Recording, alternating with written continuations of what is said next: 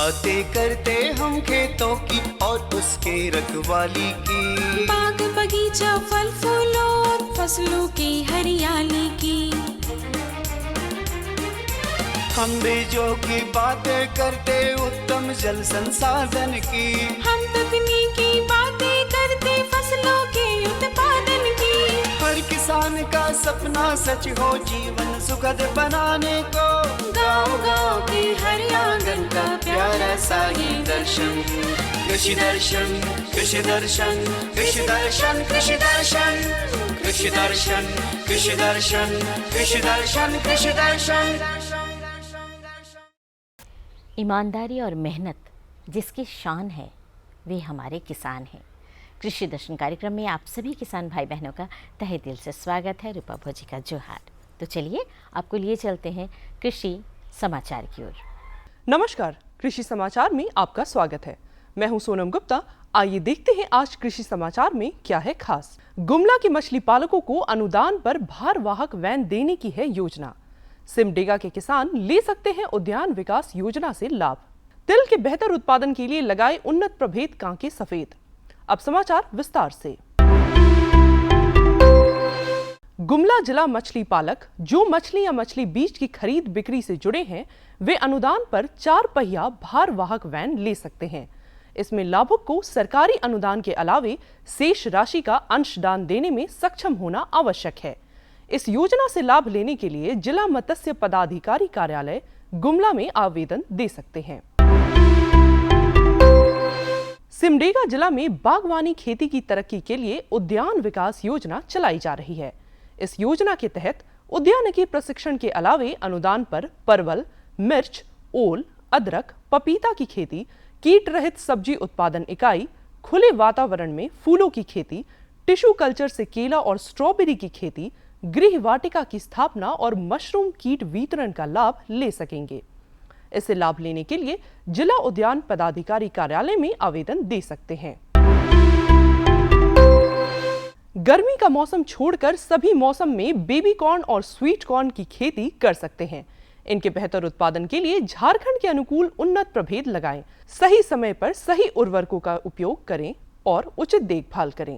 ये sweet corn, baby corn, popcorn जब इच्छा आपका तब लगाएं, लेकिन यही है कि ठंडक थोड़ा बचाता है लोग जो है कि जर्मिनेशन में दिक्कत ना हो। और जब भी लगाएंगे तो आपका स्वीट कॉर्न लगाएंगे तो लगभग 75 से 85 दिन में आपको मार्केट में आ जाएगा स्वीट कॉर्न। बेबी कॉर्न आपका 40 से 45 दिन में मार्केट में आ जाएगा। तो इसके लिए ध्यान रखना चाहिए कि हम जो है इसकी बढ़िया ढंग से वैरायटी का चुनाव भी करें और साथ में उर्वरक उसको समय पर दें और इसकी निकाई गुड़ाई ध्यान रखा जाए कि निकाई गुड़ाई करके हम उसको अच्छे ढंग से पौध को स्टेब्लिश करें। और उसका जो ये फर्टिलाइज़र है यूरिया, DAP, MOP, तो उसको सेकंड टाइम में जब जिस समय आपका मिट्टी चढ़ा देते हैं तो उस समय उसको उपनिवेश करने के लिए उसको ज़रूर दें। और ये भी ध्यान रखें कि जिस समय उसका गाभा आता है तो उसमें फ्यूराडान जो दवा है उसका उपयोग करके आप जो है उसमें कीड़ों को नियंत्रित कर सकते हैं। अन्यथा आप जो है 10 पर्णी का यूज कर सकते हैं और इससे आपका पौध जो है सुरक्षित और सेफ रहेगा। किसान भाइयों, आप खरीफ तिलहनी फसल तिल की खेती करना चाहते हैं तो 15 जुलाई तक फसल लगाने का काम पूरा कर लें। तिल के बेहतर उत्पादन के लिए झारखंड के लिए अनुशंसित उन्नत प्रभेद कांकी सफेद लगाएं। तिल की खेती के लिए 5 से 6 किलोग्राम बीज प्रति हेक्टेयर की दर से बोएं। बुआई में कतारों के बीच 30 सेंटीमीटर और पौधों के बीच 10 सेंटीमीटर की दूरी रखें। अच्छी उपज के लिए उन्नत प्रभेद कांकी सफेद लगाएं। इसमें 47 से 50% तेल की मात्रा पाई जाती है और उत्पादन क्षमता 3 से 4 क्विंटल प्रति हेक्टेयर है।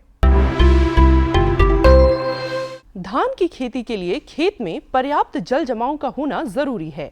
वर्षा जल को रोकने के लिए आप अपने खेत की मजबूत मेड़बंदी करें। किसान भाइयों, आप अपने खेत में मेड़ बनाने के लिए कृषि उपकरण बंड फार्मर का उपयोग करें। आज हम जानेंगे टमाटर फसल को अगेती और पिछेती ब्लाइट रोग से कैसे बचाएं। टमाटर फसल को अगेती या पिछेती ब्लाइट रोग से बचाने के लिए मैंकोजेब या कैप्टन दवा का उपयोग करें। इस दवा की 1.5 लीटर मात्रा प्रति हेक्टेयर की दर से 700 लीटर पानी में मिलाकर घोल बनाएं और फसल पर छिड़काव करें। जरूरी हो तो 10 दिन बाद दोबारा छिड़काव कर सकते हैं। और अब एक नजर राज्य के 5 प्रमुख शहरों के मौसम के मिजाज पर। आज राज्य के 5 प्रमुख नगरों के अधिकतम और न्यूनतम तापमान कुछ इस प्रकार दर्ज किए गए। रांची का अधिकतम तापमान 32 डिग्री सेल्सियस। कृषि समाचार में आज इतना ही। अगले दिन अगले अंक में फिर मुलाकात होगी कुछ ताजा तरीन खबरों के साथ। तब तक के लिए दीजिए इजाजत। नमस्कार, जोहार। अभी अभी आप देख रहे थे कृषि समाचार, जिसके अंतर्गत आपने जानकारी ली मंडी के भाव के बारे में, मौसम के मिजाज के बारे में और तरह तरह के खेती बाड़ी के बारे में। वक्त हो चला है एक छोटे से विराम का, कहीं जाइएगा नहीं, हम तुरंत हाजिर होते हैं। भारत सरकार का हर प्रयास किसानों को दे रहा है एक नई आस। देश के किसानों की खुशहाली और उन्हें आत्मनिर्भर बनाने के लिए भारत सरकार समर्पित है। प्रधानमंत्री श्री नरेंद्र मोदी जी के नेतृत्व में कृषि क्षेत्र में किए गए निरंतर प्रयासों के फलस्वरूप देश खाद्यान्न व बागवानी के क्षेत्र में आत्मनिर्भर हो चुका है और देश में दलहन का उत्पादन भी बढ़ा है। इसी तरह भारत सरकार ने खाद्य तेलों के उत्पादन को बढ़ाने के भी अनेक प्रयास किए हैं। इसी क्रम को आगे बढ़ाते हुए माननीय प्रधानमंत्री श्री नरेंद्र मोदी जी के नेतृत्व में भारत सरकार ने दूरदर्शी निर्णय लेते हुए राष्ट्रीय खाद्य तेल मिशन ऑयल पाम की शुरुआत की है। इस मिशन से देश भर के किसानों को बहुत लाभ मिलेगा। कृषि के पूंजी निवेश में वृद्धि होगी, खाद्य तेल आयात पर देश की निर्भरता कम होगी और रोजगार के नए अवसर पैदा होंगे। खाने के तेल में आत्मनिर्भरता के लिए अब राष्ट्रीय खाद्य तेल मिशन ऑयल पाम का संकल्प लिया गया है। इससे किसानों को तो सीधा लाभ होगा ही, गरीब और मध्यम वर्ग के परिवारों को सस्ता और अच्छी क्वालिटी का तेल भी मिलेगा। यही नहीं, ये मिशन बड़े स्तर पर रोजगार का निर्माण करेगा। इस मिशन के अंतर्गत ऑयल पाम का रकबा और पैदावार बढ़ाने पर जोर देने के लिए सरकार ने 11,000 करोड़ रुपए से अधिक की सहायता राशि निर्धारित की है। मिशन के तहत सरकार ने ऑयल पाम की खेती के लिए रोपण आदि की सहायता में बढ़ोतरी करते हुए पहले मिलने वाले 12,000 रुपए प्रति हेक्टेयर को बढ़ाकर 29,000 रुपए प्रति हेक्टेयर तक कर दिया है। ऑयल पाम के पुराने बागों के पुनरुद्धार के लिए 250 रुपए प्रति पौधा के हिसाब से विशेष सहायता दी जा रही है। पौधारोपण सामग्री की कमी दूर करने और बीजों की पैदावार करने वाले बागों को भी सहायता दी जाएगी। इसके तहत 15 हेक्टेयर ऑयल पाम उद्यान के लिए 80 लाख रुपए तक की सहायता राशि दी जाएगी। इसके अलावा नर्सरी विकास के लिए 40 लाख रुपए तक तय किए गए हैं। पूर्वोत्तर और अंडमान राज्यों के लिए विशेष सहायता का भी प्रावधान है। ऑयल पाम के किसान ताजे फलों के गुच्छे यानी FFB का उत्पादन करते हैं, जिनकी वर्तमान में कीमतें अंतर्राष्ट्रीय मूल्यों में उतार चढ़ाव के आधार पर तय होती हैं। पहली बार केंद्र सरकार ताजे फलों के गुच्छे की कीमत के लिए किसानों को आश्वासन दे रही है। ये व्यवहार्यता मूल्य यानी VP कहलाएगा, यानी किसानों को कोई घाटा नहीं होने दिया जाएगा। व्यवहार्यता मूल्य VP तय करने की शुरुआत 1 नवंबर से होगी और अगले वर्ष 31 अक्टूबर तक जारी रहेगी। इसे ऑयल पाम वर्ष कहा जाएगा। इस योजना के तहत वर्ष 2025-26 तक ऑयल पाम का रकबा 6.5 लाख हेक्टेयर सृजित करने और कच्चे ऑयल पाम की पैदावार वर्ष 2025-26 तक 11.20 लाख टन पहुंचाने का लक्ष्य निर्धारित किया गया है। सरकार के इस महत्वपूर्ण निर्णय से देश में ऑयल पाम की खेती करने वाले किसानों में विश्वास पैदा होगा और वे खेती का रकबा बढ़ाएंगे। इस तरह पाम ऑयल का उत्पादन भी बढ़ेगा, जिससे किसानों की आय बढ़ेगी और ग्रामीण अर्थव्यवस्था भी सुदृढ़ होगी। जी हाँ, आज की जानकारी हमारे किसान भाई बहनों के लिए ही है। कृषि प्रणाली अपनाकर हुए माला माल। आइए देखते हैं फीचर के माध्यम से ये जानकारी कि कैसे हुए माला माल। हमारे माननीय प्रधानमंत्री नरेंद्र मोदी का मानना है कि श्वेत क्रांति, हरित क्रांति तथा नीली क्रांति के बाद हमारे देश को मीठी क्रांति की आवश्यकता है। मीठी क्रांति का संबंध गुणवत्ता युक्त शहद के उत्पादन को बढ़ाना है और इसके जरिए ज़्यादा से ज़्यादा रोजगार उत्पन्न करना है। इसके लिए सरकार ज़्यादा से ज़्यादा किसानों को मधुमक्खी पालन का प्रशिक्षण दे रही है। उन्हें इसके लिए बक्से तथा मधुमक्खी उपलब्ध करा रही है। इतना ही नहीं, इस व्यवसाय को आगे बढ़ाने के लिए ये ऋण तक उपलब्ध करा रही है। अपने झारखंड प्रदेश में मीठी क्रांति की शुरुआत हो चुकी है। यहाँ के किसानों ने इसका प्रशिक्षण लेकर मधुमक्खी पालन की शुरुआत कर दी है और इसके जरिए अपनी आमदनी बढ़ा ली है। लोहरदगा जिले के चंद्रवासो ग्राम के मोहम्मद शमीम भी 2007 से मधुमक्खी पालन के इस व्यवसाय से हुए हैं। इसकी प्रेरणा इन्हें बिहार से आए एक मधुमक्खी पालक से मिली। फिर इसके लिए इन्होंने इसका खादी बोर्ड से प्रशिक्षण हासिल किया और फिर बैंक से ऋण लेकर अपने इस व्यवसाय को आज वृहत रूप दे दिया। इससे आज ये अच्छी आमदनी कर रहे हैं और शहद उत्पादन में अपना अहम योगदान दे रहे हैं।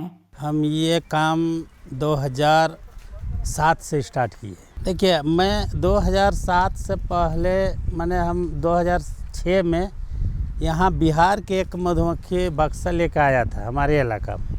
तो उनके पास हम गए, बैठे उठे तो उनसे जानकारी लिए, तो वो बतलाया तो हमको लगा कि ये व्यवसाय अच्छा है, इसको किया जा सकता है। तो हम उनसे जानकारी बराबर जाकर बैठते थे, देखते थे, तो हमको रुचि लगा। बाद में हम सोचे कि इसको अब ट्रेनिंग में कहाँ से लें। तो ट्रेनिंग लेने के लिए पता लगाया तो खादी बोर्ड से हमको पता लगा कि खादी बोर्ड में इसका ट्रेनिंग होता है। तो खादी बोर्ड में जाके हम एक अफसर थे यही इलाका, तो उससे मिले तो बोला हाँ होता है। तो हम उसको 7 दिन का ट्रेनिंग ली। ट्रेनिंग लेने के बाद हमको सर्टिफिकेट मिला। तो ट्रेनिंग के पीरियड में बहुत कुछ बतलाए कि भाई ऐसा होता है, ऐसा ऐसा, तो हमको बहुत कुछ जानकारी मिला। बाद में हम 10 बक्सा दूसरे ट्रेनिंग करके 10 बक्सा स्टार्ट किए।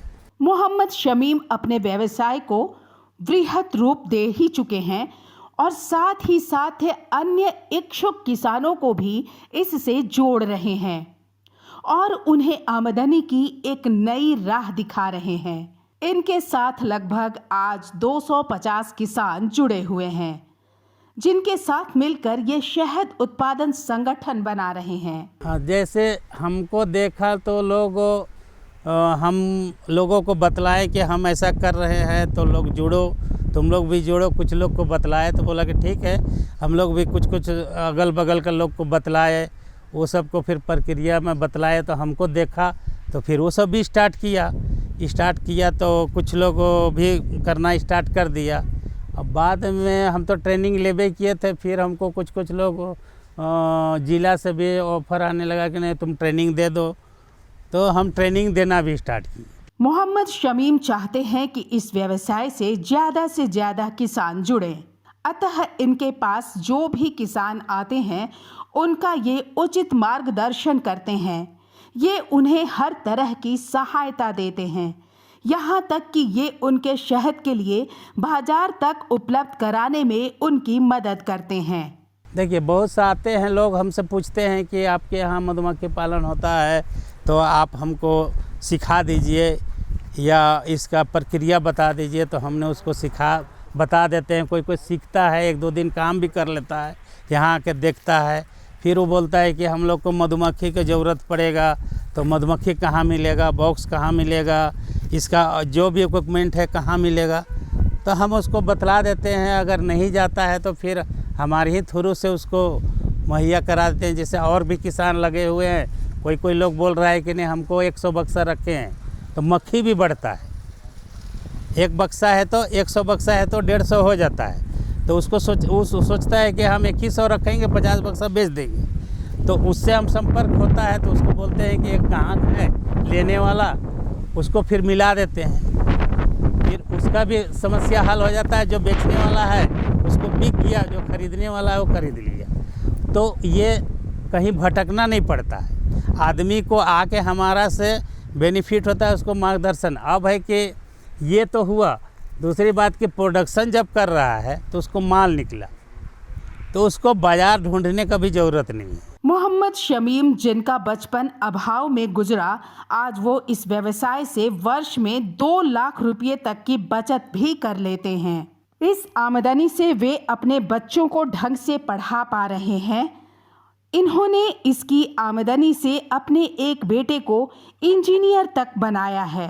हमारा ये तो जैसा कभी कभी लॉस भी दिखाता है, कभी फ़ायदा भी होता है, तो लॉस फ़ायदा दिखा कर हम लोग तो ज़्यादा मैंने बॉक्स रहता है, लेबर भी करीब करीब 8-10 रहता है मेरा, 7-8 को लेबर भी रखते हैं, वो सबको दे दुआ कर 1.5-2 लाख रुपया कम से कम बचत हो जाता है। देखिए पहले की स्थिति तो बहुत ही ख़राब था मेरा। पहले की स्थिति में हम बचपन में मेहनत तो खैर काफ़ी किए हैं। हम एक अपना बचपन का बता रहे हैं तो हम अपना बचपन में दूसरे के यहाँ पावरोटी के भी काम करते थे। हम मिस्त्री भी है उसका, पावरोटी बिस्किट भी बनाते हैं, तो उसमें बहुत दिन किए। तो ये हम इसको काम देखे तो ये हमको अच्छा लगा। हम कहें इसका दिमाग में काम इसको रख के और इसको ज़्यादा मेहनत नहीं है, तो हम फिर इसको ट्रेनिंग लेना स्टार्ट किए। तो हमको उससे बेहतर ये लगा, और जब ये किए हैं तो इसके से हमको बहुत बेनिफिट मिला। बाल बच्चा को भी पढ़ाए लिखाए, और एक लड़का मेरा इंजीनियर भी बन गया है, इंजीनियर भी है। मोहम्मद शमीम का मानना है कि आज उनकी कामयाबी में सरकारी योजनाओं का बहुत बड़ा हाथ है। इन्हीं योजनाओं की वजह से उन्हें ऋण उपलब्ध हुआ, जिसकी वजह से इनके व्यवसाय ने वृहत रूप लिया। इन सब के अलावा आज जब ये लोग अपने उत्पाद की ब्रांडिंग करना चाह रहे हैं, तो भी सरकार इन्हें हर तरह की सहायता उपलब्ध करा रही है। देखिए हम लोग तो अभी फर्स्ट में तो सरकार सहयोग लिए कि हम लोन लिए है न, लोन लेके हमको काम मिला, काम बढ़ाए। अब सहयोग हम लोग को यही मिल रहा है कि अगर अभी जो भी चीज़ हम लोग पैकेजिंग करेंगे या इसका और कंपनी हम लोग बनाए हैं, तो एक हम लोग कंपनी बनाए कि अपने जैसे डाबर उबर बेच रहा है वैसा अभी हम लोग अपना ब्रांडिंग करने चाह रहे हैं। उसमें सहयोग दे रहा है, सरकार का सहयोग हो रहा है, 80-90% मिल रहा है कि सहयोग आप अगर ऐसा करते हैं तो आपको ये चीज़ मशीनरी खरीदने के लिए, पैकेजिंग करने के लिए, ये सब आपको मिलेगा।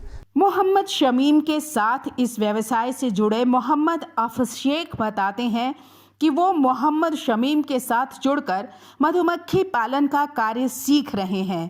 पहले वो गांव के बाहर जाकर काम करते थे, जिसमें मुनाफा कम था। इस व्यवसाय में घर पर रहकर काम करने के बावजूद मुनाफा ज़्यादा है। ये बताते हैं कि काम सीखकर ये खुद का व्यवसाय शुरू करेंगे।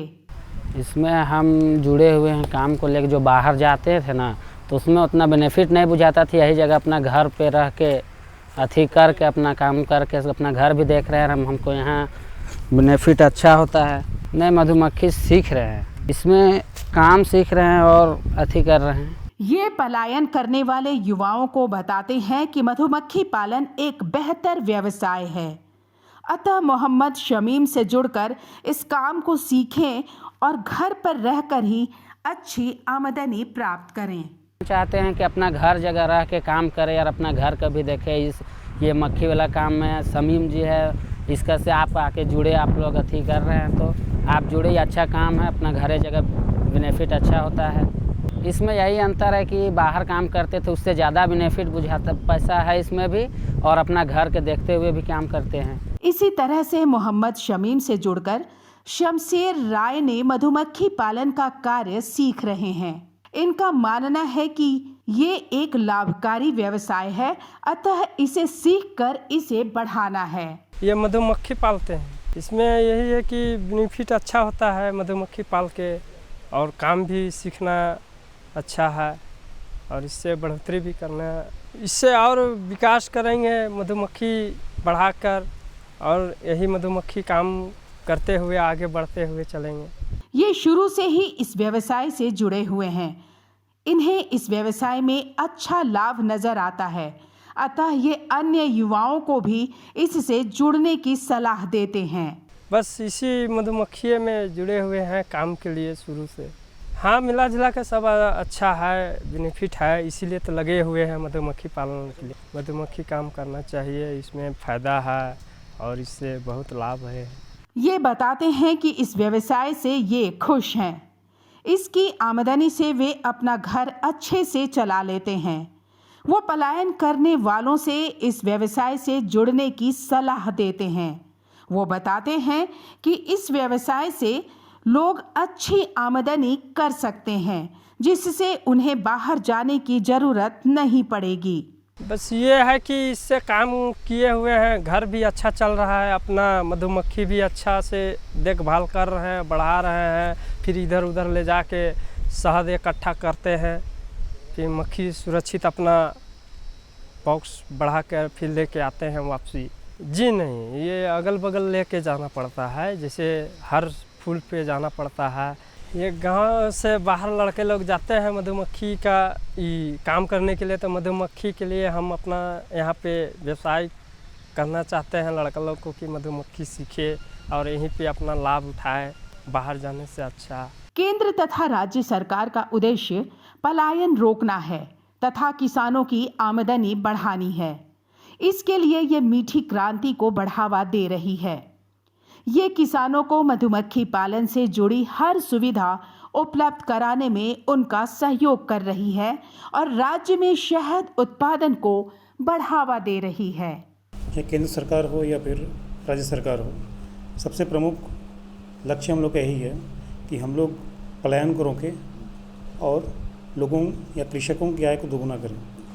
इसी उद्देश्य को पूरा करने के लिए भारत सरकार का सूक्ष्म लघु या मध्यम उद्योग का जो विभाग है, उसके द्वारा स्फूर्ति योजना के तहत कुड़ू प्रखंड में मधुमक्खी पालन प्रशिक्षण संस्थान खोला गया है। इसमें प्रोसेसिंग यूनिट भी लगा हुआ है, मतलब क्षेत्र के लोग यहाँ पे जो भी मधु का उत्पादन करेंगे उसको यहाँ कलेक्शन सेंटर है, साथ ही साथ यहाँ पे प्रोसेसिंग होगा और उसका ब्रांडिंग करके हम लोग इसको लोकल आपूर्ति भी करेंगे और बाहर भी भेजेंगे। तो सबसे बड़ा चीज़ इसका लाभ यही है कि समीम जी तो बहुत पुराने हैं यहाँ के, बहुत पहले से ये काम कर रहे हैं, तो उनको एक मॉडल के रूप में हम लोग विकास या आगे बढ़ा रहे हैं ताकि उसको देख के और लोग भी प्रेरित हों और अपना पलायन को बंद करें और यहाँ पे मधुमक्खी पालन से और लोग भी जुड़ें। पहला टारगेट हम लोग का है कि लगभग 250 लोगों का हम एक समूह बनाए हैं, उसमें से 20 लोग को हम लोग ट्रेनिंग दे चुके हैं और उसको हम लोग किट भी दे दिए हैं। अब आगे हम लोग जो बचे हुए हैं उसको भी हम लोग ट्रेंड करेंगे और वो भी अपने अपने क्षेत्र में जाके मधुमक्खी पालन का काम करेंगे। अपना प्रदेश झारखंड वनों से आच्छादित है, अतः यहाँ मधुमक्खी पालन की असीम संभावनाएं हैं। जिस तरह से चंद्रवासी ग्राम में मोहम्मद शमीम ने मधुमक्खी पालन कर अपनी आमदनी को बढ़ाया है, ये लोगों के लिए एक रोल मॉडल बन गए हैं। इन्होंने सरकारी मदद से खुद को सफल किया है और ये अन्य किसानों को इससे जोड़कर इलाके से पलायन पर अंकुश लगाने का प्रयास कर रहे हैं और ये क्षेत्र में मीठी क्रांति को बढ़ावा दे रहे हैं और राज्य के शहद उत्पादन में अपना योगदान दे रहे हैं। इस क्रांति ने इलाके को एक नई दिशा दी है। कैसी रही जानकारी? अच्छी थी ना? अगली जानकारी हम अगले अंक में आपको ज़रूर दिलवाएंगे, ये हमारा वादा रहता है। तब तक कागज़ कलम उठाइए और हमारा पता नोट कीजिए ताकि आप अपनी समस्या और सुझाव हम तक लिखकर भेज सकें। हमारा पता है कार्यक्रम कृषि दर्शन, कृषि प्रकोष्ठ, द्वारा केंद्र निदेशक, दूरदर्शन केंद्र, रातू रोड, रांची, पिन संख्या 834001। और हाँ, आप हमसे फेसबुक और ट्विटर पर भी संपर्क कर सकते हैं। अब हमें और हमारी पूरी टीम को दीजिए इजाज़त। जोहार।